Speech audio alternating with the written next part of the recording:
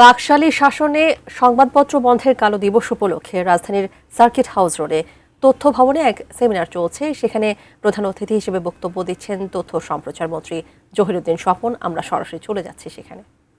আপনাদের চেতনার মধ্যে তা ধারণ করেন, কিন্তু দুর্ভাগ্যজনকভাবে একজন সংবাদপত্র পাঠক হিসাবে আমার কাছে মনে হয়েছে যে এই সংক্রান্ত যাবতীয় যত উদ্যোগ, সব উদ্যোগগুলি সকল সময় কিছুটা ছিল আংশিক,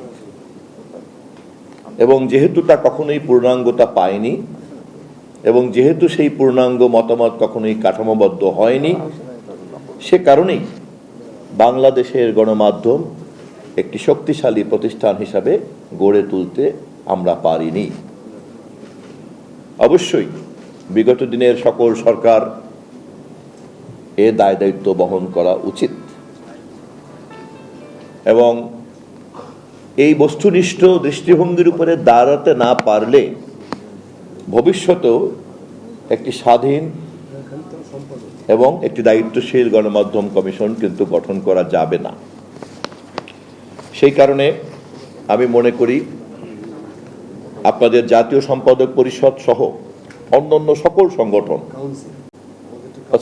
জাতীয় সম্পাদক কাউন্সিল সহ অন্যান্য যে সকল সংগঠন আছে, সংবাদপত্র মালিক সমিতি, সম্পাদকদের সংগঠন, সাংবাদিকদের সংগঠন, ইউনিয়ন, এমনকি প্রেসের এবং সংবাদপত্রের যে কর্মকর্তা, তাদের যে সংগঠন, আমি ইতিমধ্যেই ধারাবাহিকভাবে সবার সঙ্গে কথা বলেছি এবং আমি চেষ্টা করছি ধারাবাহিকভাবে সকলের সঙ্গেই মাননীয় প্রধানমন্ত্রীর সঙ্গে দেখা করিয়ে দেওয়ার।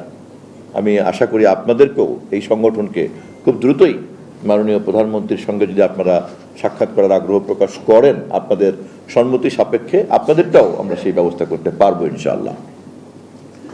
এই কাজগুলি করার মূলত উদ্দেশ্য হচ্ছে যে সকল পক্ষকে একটি সুনির্দিষ্ট লক্ষ্যে ঐক্যবদ্ধ করা।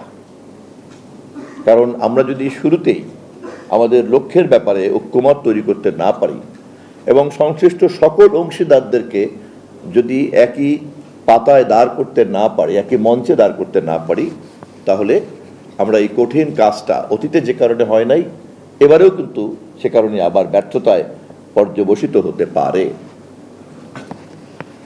রাজনৈতিক দলগুলি পৃথিবীর সারা দেশেই যখন ক্ষমতাকে লক্ষ্য করে তার নিজেই আদর্শ এবং দর্শন চর্চা করে, তখন সঙ্গত কারণেই স্বয়ংক্রিয়ভাবেই তাদের মধ্যে একটা প্রতিযোগিতা বিরাজ করে।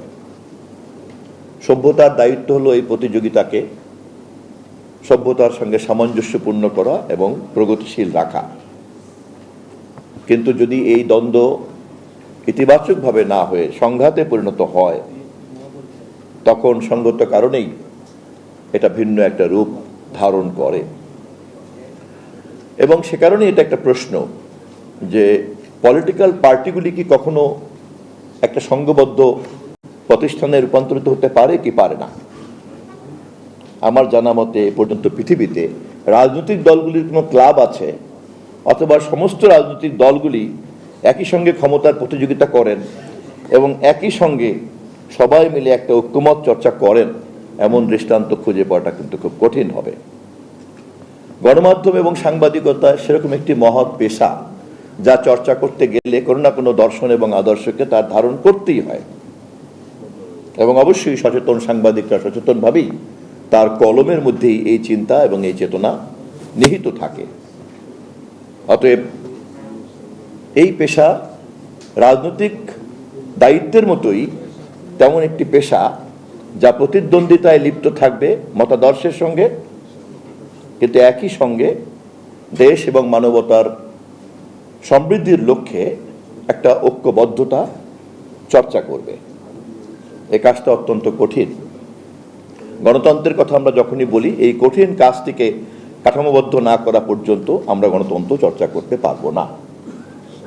আমাদের দেশের জন্মের ইতিহাসের পরে এ পর্যন্ত যতগুলি সংকটকাল আমরা অতিক্রম করেছি, আমরা যদি তার দিকে তাকাই, তাহলে যে সমস্যাটি প্রধানত কারণ হিসাবে কাজ করেছে, তার প্রধান কারণই কিন্তু এইটি যে আমরা ভিন্ন মত সম্মিলিতভাবে চর্চা করার জন্য যে সংস্কৃতি এবং তাকে কাঠামোবদ্ধ করার যে কাজ, তা কখনোই আমরা প্রাতিষ্ঠানিক করতে পারিনি।